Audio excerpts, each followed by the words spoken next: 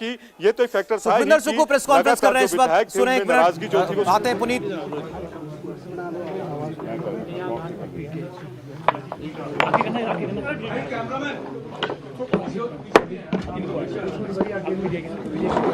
उनके साथ हैं अभिषेक मनु सिंघवी, जो चुनाव हारे उम्मीदवार कांग्रेस के, उनके साथ हैं। अब अभी भी वो कुछ नोट्स बना रहे हैं अभिषेक मनु सिंघवी। चुनाव ये हारना उनके लिए बहुत बड़ा झटका है। टाई हो गया चुनाव जब उसके बाद फिर पर्ची निकाली, वोट जब ड्रॉ हुआ, उसके बाद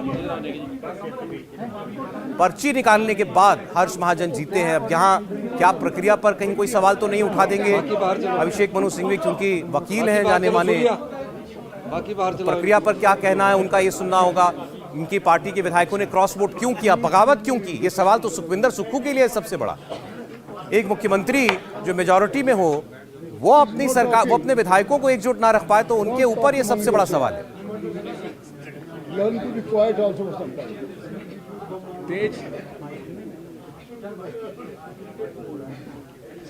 अपनी जीत को लेकर बड़े आश्वस्त है अभिषेक मनु सिंघवी।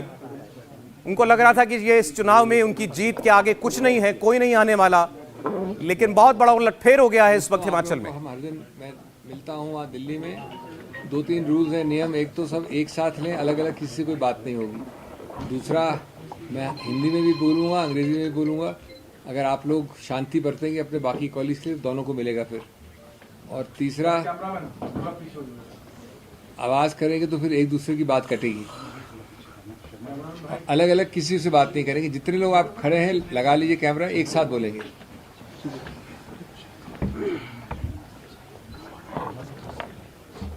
चौहान जी, एक just take a full clip, उस पर लिंक भेज देंगे सबको, कंटिन्यूस क्लिप। अब इधर आ जाइए, इधर वहीं से ले अलग अलग लोगों को मांगते हैं ना। तुम दोस्तों बताएं कब शुरू करना है? सब आ गए आपके दोस्त? हिंदी इंग्लिश सब? हिंदी बोल रहा हूँ भैया। मैंने आज तक कोई कॉन्फ्रेंस पहले इंग्लिश में शुरू नहीं किया, नॉट वन इन 24 ईयर्स। दोस्तों बहुत बहुत धन्यवाद आने के लिए। मैं पहले संक्षिप्त में हिंदी में बोलूँगा, फिर अंग्रेजी में। कृपया शांति बरताएं। पहली बात मैं कहना चाहता हूँ कि मैं कांग्रेस की पूरी लीडरशिप की तरफ अपना कृतज्ञता व्यक्त करना चाहता हूँ। उन्होंने मेरे अंदर विश्वास रखा, चौथी बार के लिए मुझे उम्मीदवार बनाया।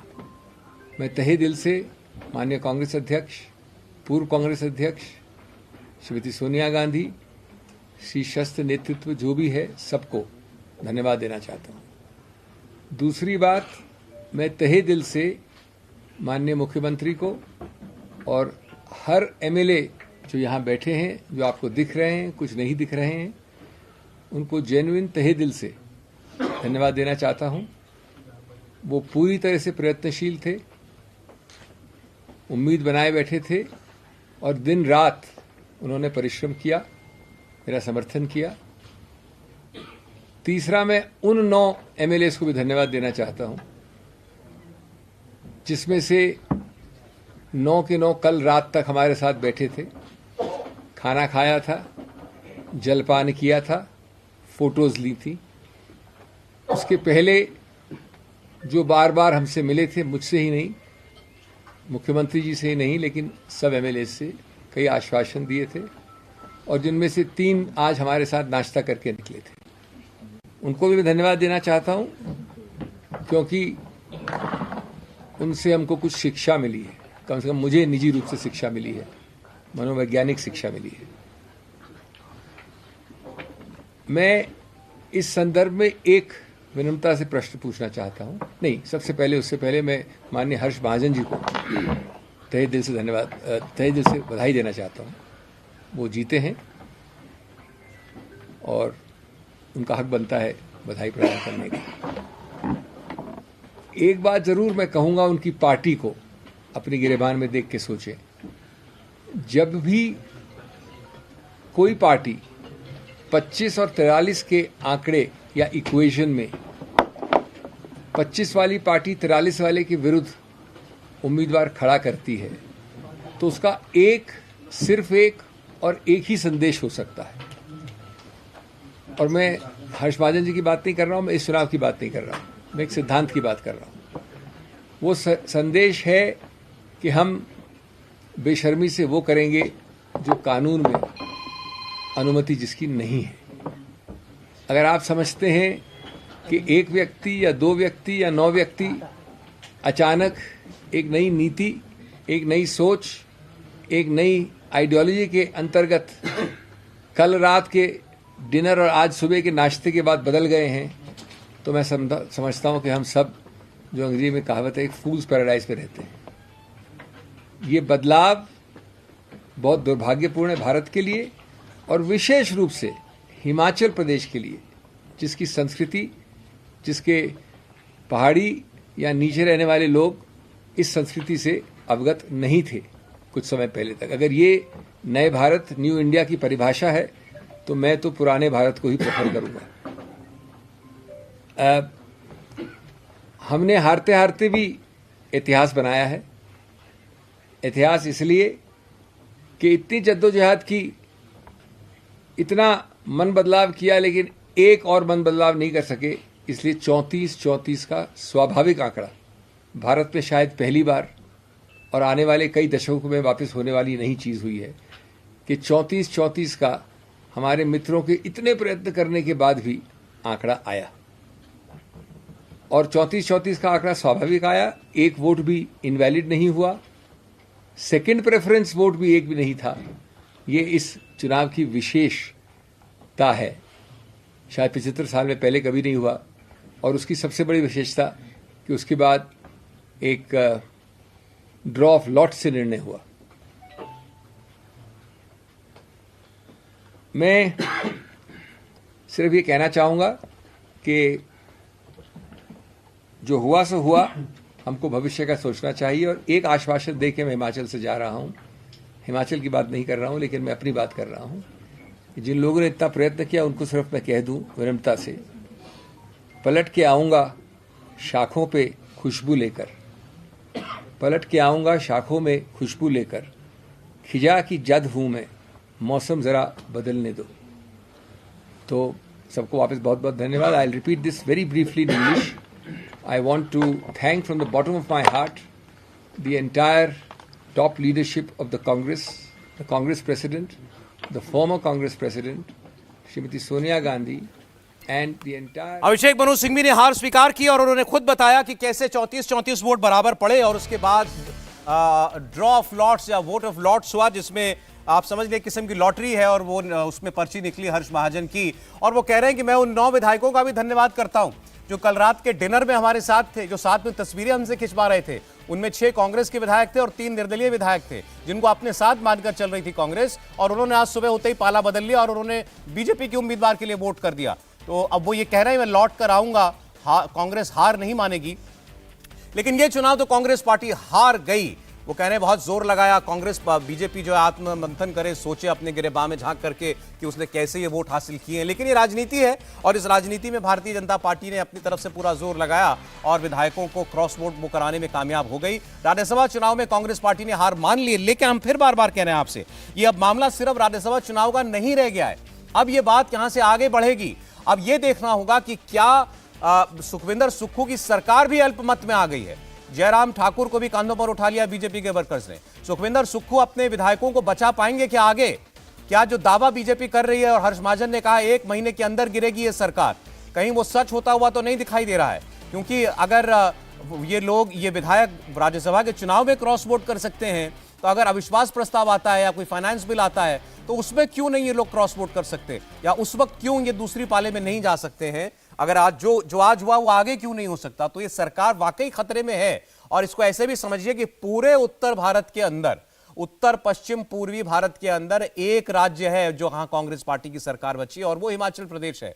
अगर हिमाचल प्रदेश से भी चली जाती है कांग्रेस की सरकार तो कहीं कोई उत्तर भारत में उसके पास, किसी स्टेट में, किसी राज्य में उसके पास गवर्नमेंट नहीं होगी। उसके पास केवल तेलंगाना और कर्नाटक बचेंगे, जो दोनों दक्षिण भारत में नॉर्थ से उत्तर से पूरी तरह साफ हो जाएगी कांग्रेस पार्टी, अगर ऐसा होता है तो। बहुत से दर्शकों को लग रहा होगा कि हम आगे की बात कर रहे हैं, ये दूर की कौड़ी है, लेकिन आज जो उलटफेर हुआ राज्यसभा के चुनाव में, इसके बाद कुछ भी नामुमकिन नहीं है। ये बहुत मुमकिन है कि अब इस सरकार के ऊपर सवाल खड़े होने शुरू हो जाए। आप सोचिए जरा, चुनाव से पहले यह हालत थी आज दिन में कि जो प्रदेश अध्यक्ष हैं प्रतिभा सिंह, जिनके परिवार के करीबी एक वक्त माने जाते थे यही बीजेपी के जीतने वाले हर्ष महाजन, वो ये कह रही थी कि हां हमारे बहुत से विधायक हैं जिनकी नाराजगी है सरकार से, जिनके मुख्यमंत्री सुक्खू से नाराजगी है। ये प्रदेश अध्यक्ष चुनाव के दिन में कह रही हैं, सुबह कह रही हैं। तो आप समझिए कि कितने बुरी स्थिति में कांग्रेस का घर हिमाचल प्रदेश में रहा होगा। और हद तो तब हो गई जब चुनाव चल रहा था और तब मुख्यमंत्री सुक्खू सामने आए और मीडिया के सामने कहने लगे कि अगर हमारा कोई विधायक बिका नहीं तो हमारा कैंडिडेट जीत जाएगा, अभिषेक मनु सिंह भी जीत जाएंगे। मतलब मुख्यमंत्री कॉन्फिडेंट नहीं थे, मुख्यमंत्री ये कह रहे थे कि हमारे विधायक पाला बदल सकते हैं। भले ही वो कह रहे हो कि वो लालच में उधर गए होंगे, लेकिन ये वो स्वीकार कर रहे थे कि उनके विधायक क्रॉस वोट कर सकते हैं। तो फिर कैसे भला यहां पर कांग्रेस पार्टी अपने उम्मीदवार को जिताती। बहुत बड़ा झटका कांग्रेस पार्टी को लगा है हिमाचल प्रदेश के अंदर। पहाड़ी राज्य, छोटा राज्य, यहां से 4 या 5 सांसद ही चुनकर के आते हैं, लेकिन सभी की अपनी एक भूमिका है और यहां सरकार बचाना कांग्रेस पार्टी के लिए बहुत एक कठिन लक्ष्य आने वाले दिनों में आता हुआ दिखाई दे रहा है। बीजेपी के लिए बहुत उम्मीद यहां पर एक बार फिर सरकार बनाने की दिखाई दे रही है। लेकिन आज जिस तरीके से चुनाव हुआ और हर्ष महाजन को पहले जब कैंडिडेट के तौर पर उतारा था तब ये लग रहा था कि शायद बीजेपी ने एक बहुत बड़ी चुनौती अपने हाथ में ले ली है, क्योंकि फासला बहुत था, 25 और 40 का फासला आप देखिए। बल्कि अभिषेक मनु सिंह भी तो ये कह रहे थे कि वो जो 3 और विधायक थे निर्दलीय, वो भी हमारे ही साथ थे, तो वो 43 कह रहे थे कि हमारे पक्ष में 43 थे, बीजेपी के बीच में 25 थे। तो ये 18 का गैप था। इस 18 के गैप को पूरा करना था भारतीय जनता पार्टी को और वो उसने किया। 9 विधायकों का समर्थन उसको मिल गया, जिसमें 6 कांग्रेस के और 3 निर्दलीय थे और आंकड़ा 34-34 पर आ गया। और उसके बाद जब लॉटरी से पर्ची निकाली गई तो उसमें हर्ष महाजन का नाम सामने आया। हर्ष महाजन ने चुनाव जीतने के बाद क्या कहा है, देखिए।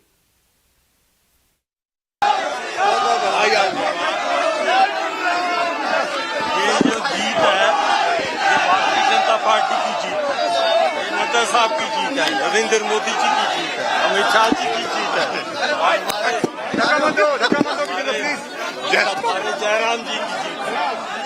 मैं बहुत आभारी हूँ कि सभी जीत हमारी पार्टी की जीत। बहुत बहुत ऐसा ही लगता है तभी जयराम जी को जय श्री राम, जय श्री राम, जय श्री राम, जयराम जी को जय श्री राम, जय श्री राम, जय श्री राम, जय श्री राम, जय श्री राम। बीजेपी जिंदाबाद, जिंदाबाद जिंदाबाद। और अपने समर्थकों से घिरे हुए जब थे हर्ष महाजन, तभी उनको फोन किया। वहां पर बीजेपी अध्यक्ष जेपी नड्डा ने बधाई देने के लिए वो फोन उन्होंने उठाया। और हिमाचल प्रदेश में बीजेपी के अंदर चुनाव हारने के बाद, विधानसभा का चुनाव हारने के बाद अचानक से एक उत्साह और एक आप देख रहे हैं कि एक जोश जो है वो कार्यकर्ताओं में भर आया है। जय श्री राम के नारे लगने लगे। हर्ष महाजन जी को जय श्री राम, जयराम ठाकुर जी को जय श्री राम, ये नारे वहां पर इस वक्त गूंजने लगे हैं। और आपको दोबारा हम तस्वीर दिखाते हैं पंचकुला की, क्योंकि अब यहां से अब जो एपिसेंटर है वो शिमला से शिफ्ट होकर के वो अब पंचकुला बन जाएगा, जहां पर ये सभी विधायक जो हैं अभी फिलहाल मौजूद हैं। जितने क्रॉस वोट करने वाले विधायक हैं वो सब इस वक्त पंचकुला के अंदर मौजूद हैं। अब ये देखना है कि इनके मन में आगे क्या है, क्या ये लगातार अभी भी भारतीय जनता पार्टी के संपर्क में है, ये हमको देखना होगा। और ये देखिए, बीजेपी ने यह दावा किया है कि हम फाइनेंस बिल नहीं पास करने देंगे सुखविंदर सुक्खू को। अगर फाइनेंस बिल गिर जाता है तो वो अविश्वास प्रस्ताव पास होने जैसा होता है। इसका मतलब सरकार अगर अपने फाइनेंस बिल को पास नहीं करा सकती तो वो सरकार में नहीं रह सकती। ये जिसमें 3 तो आजाद उम्मीदवार है, उनके बारे में मैं कुछ नहीं कहना चाहूंगा। 6 जो उम्मीदवार चुनकर आए, जिन्होंने अपना ईमान ही बेच दिया, वो भारतीय जनता पार्टी को उनके क्षेत्रों में हरा कर आए हैं। और यहाँ आकर वो पार्टी की जो अधिकृत उम्मीदवार हैं, वरिष्ठ अधिवक्ता, हमारे प्रसिद्ध अधिवक्ता, हिंदुस्तान के सबसे लीडिंग लॉयर, उनके खिलाफ उन्होंने वोट दिया। तो क्या लगता है आपको कि वो नाराजगी का वोट था? वो तो एक ही चीज़ का वोट होता है जिसकी जानकारी आपको मेरे से ज़्यादा होगी, जिस प्रकार की आप जानकारी रखते हैं। अब वो हिमाचल की संस्कृति में ऐसा नहीं था। हिमाचल की संस्कृति में जो जिस पार्टी से चुनकर आता था उसमें विरोधाभास रहता ही है, लेकिन जब वो चुनकर आए तो उन्होंने अपना वोट को बदला है, अपने ईमान को बेचा है। इससे आगे मैं क्या कहूँ, लेकिन मैं इतना कहना चाहता हूँ कि हिमाचल की जनता इस प्रकार की संस्कृति की आदी नहीं है। हिमाचल की जनता जानती है कि हमने कांग्रेस की सरकार को 5 साल चुनकर भेजा है और जिस प्रकार से वो राजनीतिक दृष्टिकोण रखते हैं उस दृष्टिकोण को हिमाचल की जनता पसंद नहीं करती। सर, जैसे कहा कि रात को डिनर भी हुआ, सुबह ब्रेकफास्ट भी हुआ, तो क्या सुबह तक एसेस नहीं कर पाए कि उनका नहीं, ऐसी बात नहीं है। लाइन ऑफ एक्शन क्या रहेगी? अब जब कोई ईमान अपना बेच दे तो उसमें हम क्या बोल सकते हैं? आगे क्या लाइन ऑफ एक्शन आगे क्या रहेगा सर? देखिए, आगे कुछ लाइन ऑफ एक्शन नहीं है। 34 लोगों ने हमारे अपने ईमानदारी का परिचय दिया, तरह तरह के प्रलोभन उनको दिए। ऐसा नहीं है कि एक ही व्यक्ति को प्रलोभन मिला है। उन 34 आदमी में तरह तरह के प्रलोभन दिए जिसकी कल्पना हिमाचल के नेता नहीं कर सकते। मैं ये कह सकता हूँ उसकी कल्पना हिमाचल के नेता नहीं कर सकते। लेकिन 34 आदमियों ने अपने चरित्र का भी परिचय दिया, अपनी नैतिकता का भी परिचय दिया, अपनी ईमानदारी का भी परिचय दिया और आज 34 के 34 आदमी हमारे पास खड़े हैं। अविश्वास देखिए, पहले आप मेरी बात सुनिए। जब 34 आदमी हमारे पास खड़े हैं, अब जिस प्रकार का दृष्टिकोण रखना चाहते हैं, अभी तो सेशन चल रहा है ना, तो जब सेशन चलेगा तो उस समय देखेंगे। क्योंकि राज्यसभा में एक बात याद रखना, राज्यसभा की जो बात है, उन जो गे है उसमें से कई लोग, उनके परिवार के लोग उनसे पूछ रहे कि आपने ऐसा क्यों किया। जब उनके घर वाले पूछ रहे तो उसमें सोच सकता कई लोग अभी घर वापसी की तरफ भी सोचे। एक वाक्य इसमें जोड़ना मैं भूल गया। इन 9 में से कई ऐसे हैं, नाम नहीं लेना चाहता हूँ, जिन्होंने मेरे नामांकन पत्र में सिग्नेचर किया है और मुझे प्रस्तावित किया है। आप ईमान की किसकी बात करते हैं? पर प्रश्न हमसे पूछते हैं। सर, मुख्यमंत्री सर, एलओपी ने कहा है कि सरकार आपके सवाल का एक जवाब हो गया। अब और कोई पूछना चाहे? भाजपा के विधायक लगातार ये दावा अब कर रहे हैं कि 9 के अलावा भी और विधायक हैं जो उनके संपर्क में हैं और बार बार नेता प्रतिपक्ष ये कह रहे हैं कि सरकार अपना विश्वास खो चुकी है। अभी तो विश्वास तो खोया नहीं है। वो तो 34 तो हमको भी पड़े है, 34 उनको भी पड़े हैं। तो विश्वास की जब बात आएगी वो तो फ्लोर ऑफ द हाउस में देखा जाएगा। अभी काय को आप इस चर्चा में पड़ रहे हैं, चिंता मत करिए। देखिए, वो तो बजट के समय जैसी परिस्थिति होगी आपको समय पता लगेगी। बहुत बहुत धन्यवाद। जय चले। सुखविंदर सुक्खू ने इस बात से इनकार किया कि उनकी सरकार किसी खतरे में है। बजट जब वो पेश करेंगे उस वक्त अगर वो अपना साधारण भाषा में अगर वो अपना बजट पास नहीं करवा पाते हैं तो उसका मतलब उनकी सरकार गिर गई। क्योंकि अगर कोई सरकार अपने खर्चों के लिए जो बिल लाई है वही नहीं पास करा पाती तो फिर वो सरकार नहीं चला सकती, तो उसको फिर इस्तीफा देना ही पड़ता है। तो बीजेपी इसीलिए ये कह रही है कि हम ये बजट पास नहीं होने देंगे, फाइनेंस बिल नहीं पास होने देंगे फिलहाल। लेकिन वो ये कह रहे हैं कि हमारे ऊपर कोई खतरा नहीं है क्योंकि हमको बराबर बराबर वोट मिले हैं, बीजेपी को और हमको। उनका जो ज्यादा गुस्सा था या रोष था वो उन विधायकों पर था, खासकर अपनी पार्टी के विधायकों के ऊपर, 6 जिन्होंने क्रॉस वोट किया। और चाहे अभिषेक मनु सिंघवी हो चाहे सुखविंदर सुक्खू हो, वो बार बार कह रहे थे कि आप उन्होंने अपना ईमान बेच दिया, आप कैसे ईमानदारी की इनसे उम्मीद कर सकते हैं। और अभिषेक मनु सिंघवी ने कहा इनमें बहुत सारे ऐसे लोग हैं जो मेरे साथ थे उस वक्त जब मैंने आवेदन किया था, मेरे आवेदन पत्र पर इनके दस्तखत थे, बहुत सारे लोगों के प्रस्तावक थे ये मेरे, जिन्होंने आज क्रॉस वोट कर दिया। तो ये इस सवाल का जवाब तो कांग्रेस पार्टी को खुद ढूंढना होगा कि वो लोग जो प्रस्तावक बनते हैं किसी उम्मीदवार के और वो जाकर के वोट दूसरे पार्टी के उम्मीदवार के लिए कर देते हैं, तो फिर आपके घर के अंदर जो झगड़ा है उसके बारे में आपको उसका मतलब कोई सुगबुगाहट ही नहीं थी, या फिर आपको सब मालूम था और आप उसको नजरअंदाज किए जा रहे थे। जब पार्टी की प्रदेश अध्यक्ष कहती हैं कि हाँ हमारे विधायक नाराज हैं और वोटिंग के दिन वो ऐसा कहती हैं, तो आप समझ सकते हैं कि वो नाराजगी कितनी पुरानी होगी। तो सिर्फ ये कहना कि ये विधायक जो थे इन्होंने केवल लालच में आकर के वोट कर दिया, ये इसकी सच्चाई जो भी हो, लेकिन वो इस बात से इनकार नहीं कर सकते कि विधायक नाराज थे उनसे, सुखविंदर सुक्खू से नाराज थे। उनके विधायक इस बात से भी नाराज थे कि एक बाहरी उम्मीदवार को क्यों उतारा गया है यहाँ पर। आनंद शर्मा जैसे पुराने कांग्रेसी जो हिमाचल के हैं उनको इस बार नहीं मिला मौका और मौका दिया गया दिल्ली के अभिषेक मनु सिंघवी को, इसकी नाराजगी हो सकती है वहां पर विधायकों के मन में। बहुत सारे विधायक खेमों में बटे हुए थे। एक खेमा जो था वो प्रतिभा सिंह का, जो रानी प्रतिभा सिंह है जो पूर्व मुख्यमंत्री वीरभद्र सिंह की धर्मपत्नी है, उनका एक खेमा था। उनके बेटे सरकार के अंदर मंत्री हैं उनका खेमा अलग, सुखविंदर सुक्खू का खेमा अलग। तो ये पहले ही मान के चला जा रहा था कि इसमें कहीं ना कहीं इन दोनों कैंप की अंदर की पार्टी राइवलरी जो है वो भी देखने को मिलेगी और वो पूरी तरीके से उजागर हो गई है इस वक्त। अब ये कांग्रेस को देखना पड़ेगा कि वो इन बागियों पर क्या फैसला निर्णय करती है, या वो अपनी कमान किसी और के हाथ में देना चाहती है, क्या वो मुख्यमंत्री की बदलने पर भी विचार करेगी अगर ये सरकार बच जाती है तो। क्योंकि बीजेपी ने फिलहाल ये दावा किया है कि वो इस सरकार को चलने नहीं देगी, और कोई भी देखिए और पार्टी होती अगर वो इतनी विपरीत परिस्थितियों के अंदर सत्तारूढ़ दल को हरा सकती है, अगर वो सिटिंग सरकार को हरा सकती है, तो फिर उसके पास एक मौका जरूर दिखाई देगा उसको कि हम यहाँ पर सत्ता में भी आ सकते हैं। और भारतीय जनता पार्टी हिमाचल प्रदेश में सत्ता के बहुत करीब फिलहाल अपने आप को महसूस कर रही होगी। अब आने वाले दिनों में ये चीजें बहुत साफ हो जाएंगी। उन विधायकों को भी देर सवेर सामने तो आना ही पड़ेगा जिन्होंने क्रॉस वोट किया, और उनको भी बताना पड़ेगा कि आखिर उन्होंने ऐसा क्यों किया, उनकी नाराजगी क्या थी या कोई और बात थी। वो विधायक खुद आकर के ये बात कहेंगे। और हर्ष महाजन खुलकर जो चुनाव जीते हैं बीजेपी के, वो ये बड़ा दावा कर रहे हैं कि 1 महीने के अंदर कांग्रेस की सरकार गिरेगी, आप देखते जाइए। श्री अमित शाह जी का, श्री नड्डा जी का, जिन्होंने मेरे को कैंडिडेट चुना यहाँ से, और आज ये पता लग गया कि इस सरकार से कितने लोग नाराज हैं। जो आज सुक्खू सरकार है, ये भी जाएगी सरकार 1 महीने के अंदर अंदर, 1 हफ्ते के अंदर अंदर जाएगी, और ये यहाँ भारतीय जनता पार्टी की सरकार बनेगी।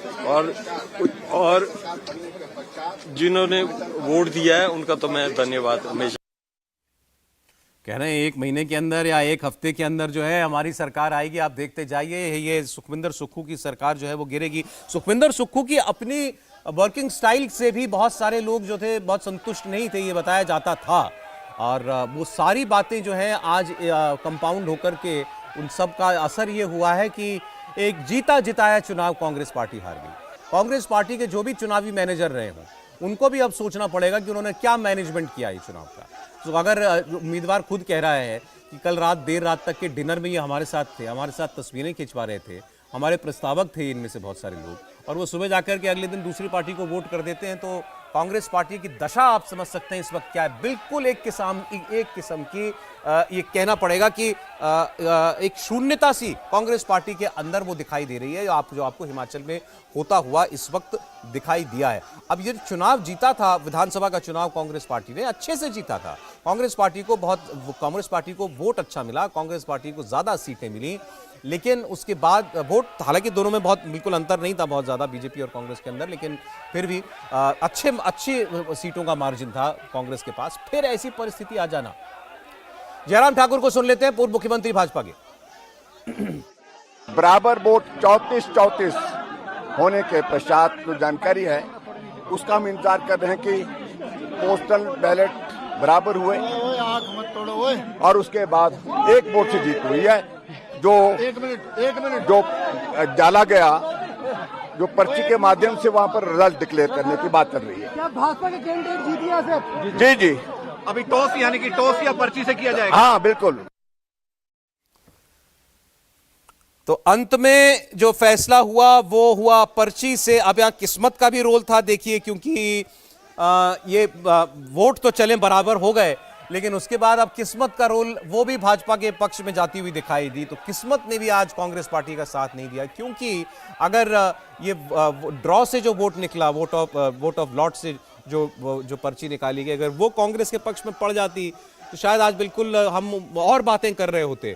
और ऐसा है कि उस वक्त शायद भारतीय जनता पार्टी शायद सोचती 2 बार भी आगे यहाँ पर सरकार की बनाने की तरफ अगर वो कदम उठाने तो उसके बारे में। लेकिन फिलहाल तो आप देख सकते हैं कितने उत्साहित हैं भाजपा के कार्यकर्ता, मनोबल बहुत बढ़ा हुआ है। कांग्रेस पार्टी के नेताओं का मनोबल बिल्कुल टूटा हुआ होगा इस हार के बाद। हिमाचल प्रदेश के अंदर जो हुआ बिल्कुल अप्रत्याशित था। एक जीता हुआ चुनाव कांग्रेस पार्टी हारी है, और इस वक्त 34 विधायक ही केवल उसके अपने बचे हैं। अपने 40 में से 34 विधायक ही केवल बचे हुए हैं अब कांग्रेस पार्टी के पास। और खुद कहा है सुखविंदर सुक्खू ने कि हमारे अपने यही 34 विधायक हैं। 68 सीटों वाली विधानसभा है हिमाचल प्रदेश की, याद कीजिएगा। तो 34 जो है वो हाफ वे मार्क, बल्कि हाफ वे मार्क से एक कम, आप मानिए जादुई आंकड़े से एक कम है। 35 विधायक चाहिए वहां पर सरकार बनाने के लिए। अब ये 35 किसी के पास भी आ सकते हैं, बीजेपी के पास भी और कांग्रेस के पास भी, क्योंकि दोनों जो है दोनों 34 पर खड़े हुए हैं इस वक्त। सुखविंदर सुक्खू को सुनते हैं जरा। विश्वास तो खोया नहीं है। वो तो 34 तो हमको भी पड़े है, 34 उनको भी पड़े हैं। तो विश्वास की जब बात आएगी वो तो फ्लोर ऑफ द हाउस में देखा जाएगा। अभी काय को आप इस चर्चा में पड़ रहे हैं, चिंता मत करिए। तो 34 पे बजट पास करना।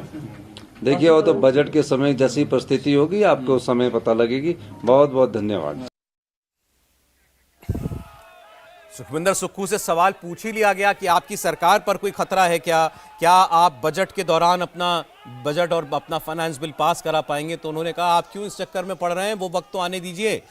अब मेहनत तो सुखविंदर सुक्खू को भी करनी पड़ेगी। देखिए अब जो भी वक्त उनके पास है बजट सत्र में आने से बजट सत्र तक, तब तक उनको अपने खुद से नाराज हुए या छिटके इन विधायकों पर काम करना पड़ेगा, क्योंकि यही है वहां पर, और कोई दल नहीं है और कोई ज्यादा और कोई निर्दलीय विधायक नहीं है। जो थे वो इस वक्त बीजेपी के साथ हैं। अब उनको इन विधायकों को दोबारा विन ओवर करना पड़ेगा, उनको इन विधायकों को अपने पक्ष में लाना पड़ेगा उनको, और ये बड़ा मुश्किल काम होने जा रहा है। क्योंकि जो विधायक उनके इतने क्रूशल दिन पर, इतने बड़े इम्तिहान में उनके साथ नहीं खड़े हुए, वो आगे क्यों होंगे उनके साथ। जो विधायक आज उनका राज्यसभा उम्मीदवार हरा सकते हैं, वो सुखविंदर सुक्खू को क्यों नहीं हरा सकते, वो सुखविंदर सुक्खू के खिलाफ क्यों नहीं वोट कर सकते, ये भी अपने आप में एक प्रश्न है। हालांकि इस पे एक पेच ये है या एक अंतर दोनों परिस्थितियों में ये है कि राज्यसभा के चुनाव में दल बदल कानून लागू नहीं होता। मतलब इन विधायकों ने जो क्रॉस वोट करके बीजेपी को वोट कर दिया कांग्रेस पार्टी के, इनके ऊपर कोई कार्रवाई नहीं की जा सकती है, ये विधायक बने रहेंगे। लेकिन दल बदल कानून विधानसभा के अंदर लागू जरूर होता है। अविश्वास प्रस्ताव अगर आएगा या वोटिंग की नौबत अगर विधानसभा के अंदर आती है सरकार पर, तो उसमें दल बदल कानून लागू होता है। तो उस परिस्थिति में क्या गणित बैठेगा, क्या संख्या बल बैठेगा, क्या जैसा हमने कुछ और प्रदेशों में देखा है, क्या कुछ विधायकों को वहां से एब्सेंट कराया जाएगा, एब्सटेन कराया जाएगा, कुछ विधायक क्या इस्तीफा दे देंगे अपने पद से, ये सारी बातें आपको आने वाले दिनों में देखने को जरूर मिलेंगी।